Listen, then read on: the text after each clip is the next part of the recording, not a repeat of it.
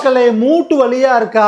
X ray எடுத்து பார்த்ததும் மூட்டு தேய்மானம்னு சொல்றாங்களா? ஆபரேஷன் பண்ணணும்னு நினைக்கிறீங்களா? இங்க இருக்கிற அம்மாவோட எக்ஸ்ரேக்கும் அதே தாங்க சொல்லியிருக்காங்க. இவங்க நிக்கிறப்போ, நடக்கிறப்போ, உட்கார்ந்து எந்திரிக்கிறப்போ ஒரு வலியோட ஸ்டிஃப்னஸ் இருக்குங்க. இதுதான் கிரேட் 3ன்னு சொல்லுவாங்க. ஏன் சொல்லுவாங்கன்னு சொல்றேன் வாங்க. இந்த பக்கம் பாருங்க, ஸ்பேஸ் 2 எலும்புக்கு இடையில எவ்வளவு அழகா இருக்கு, எவ்வளவு தூரம் இருக்கு. ஆனா உள்பக்கம் பாத்தீங்கன்னா இது ஸ்பேஸ் ரொம்ப நேரோ டவுன் ஆயிட்டு கம்மி ஆயிடுச்சு. இதுதாங்க மாடரேட், அதாவது 50% கிரேட் 3ங்க.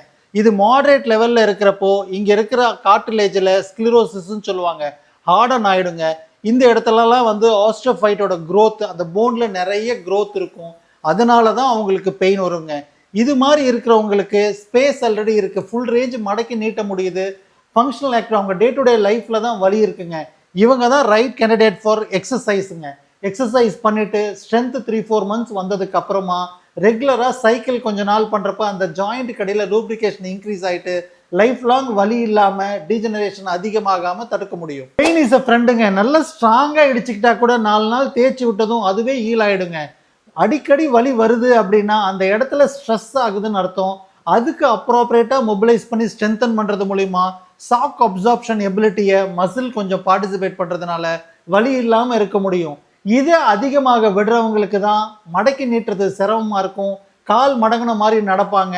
அதுதான் சிவியர் ஃபார்ம் ஆஃப் ஆஸ்டியோஆர்த்ரைட்டிஸுங்க. இந்த ஸ்டேஜில் இருந்தீங்கன்னா பக்கத்தில் இருக்க தெரபிஸ்ட்டை பாருங்க, அப்ரோப்ரியேட்டா எக்ஸசைஸ் பண்ணுங்க. அதுவும் முக்கியமாக ப்ரொக்ரெசிவாக எக்ஸசைஸ் பண்ணுங்க. அது மட்டும்தான் இந்த பிரச்சனையை சால்வ் பண்ண முடியும். Just for the information, doctor Ram physio.